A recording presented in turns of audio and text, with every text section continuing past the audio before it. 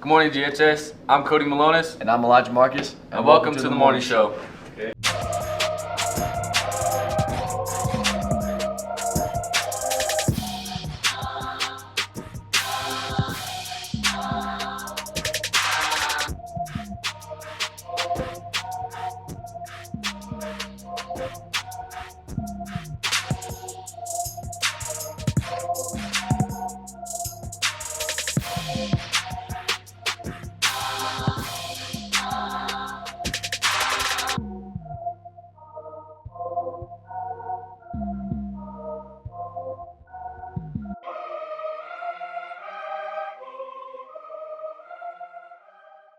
The first annual Angry Jack Productions Horror Movie Festival will be held on October 30th in the PAC during school hours.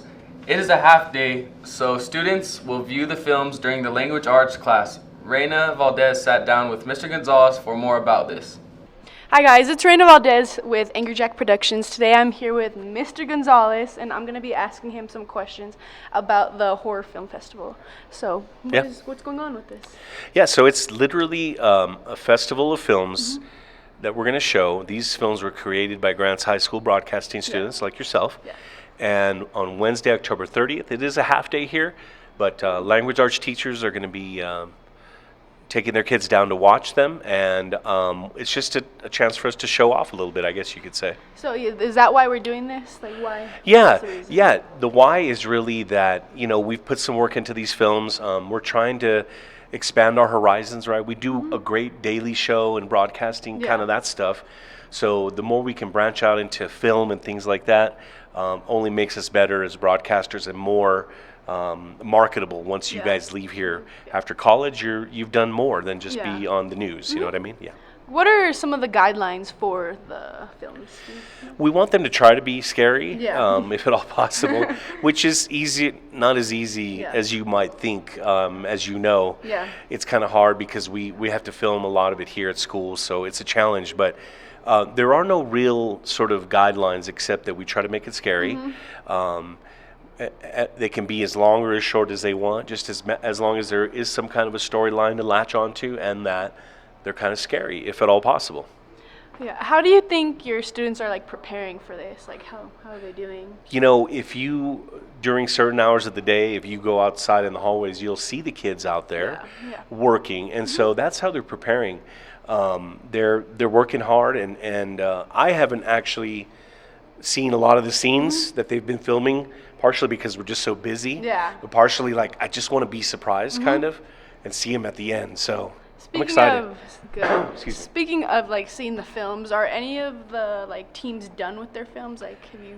You haven't seen any, have you? You know what? So we're talking on Thursday, the 24th. I don't think any are done yet, but that kind of goes to show the work it takes, the effort it takes. So I'm not really editing. I'm not really nervous about it. I think kids will come through like they always do, and it's going to be a cool festival. I think. I think so too. I'm excited. Me too. Thank you. The Broadcasting One Pirate Radio podcast takeover has begun. Podcast teams from our first year students will be flooding our podcast channel using airwaves to introduce themselves to school and community. Go to Spotify either on the web or through the app. Search for Pirate Radio and listen. Then go back to there regularly to hear from all of our Broadcasting One students. Anchors Club is hosting a blood drive on November 1st here on campus. If you are planning on participating, please see Ms. Gallegos in room 401 for more information. If you are under 18, you will need to turn in a minor donor permit before Thursday to participate. Now we have an interview with a special guest, senior Cheyenne Medina from the girls soccer team. The soccer seasons have just ended, and JHS reporter Ernesto Hernandez had some questions for Cheyenne about this and other topics. Hello, I'm Ernesto Hernandez here with the GHS broadcasting team, here to interview the girls soccer team postseason. I'm here with Cheyenne, one of their seniors. How are you doing today? I'm doing good. That's good. Well, the questions I have for you are, how do you think you did this last year? I think we did good together as a team. I feel like it could have been better. I think we could have just put in more effort, but altogether we did pretty good. I think I did okay. I did pretty good during this season. I had couple of goals against some teams. I did pretty good.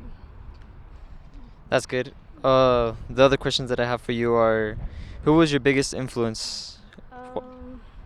I would say my biggest influence was my cousin Alexa because she plays soccer and I have not played soccer before until my 8th grade year. So it was kind of like scary for me considering I've never even touched a soccer ball. But I would say she was my biggest influence and continue to do soccer. That's interesting. The third question that I have for you is, hold on, I forgot the questions. Okay. Okay. The last question that I have for you is, what is your most memorable moment playing soccer? I have a couple. I have our team dinners were always really fun, going into each other's houses and eating and then just bonding with each other. And then one of our games was against Valencia. We were tied towards the end and Amelia had scored the last goal and it was just such a exciting feeling winning against Valencia and we tried our whole best too. I think that was one of the most memorable ones I have yet. That's good. And that was your first district win, right? That was our first district win. That's good. Well, that's all we have. Thank you. Well, that's all we have for today. Thanks for watching, and remember, we are GHS for success.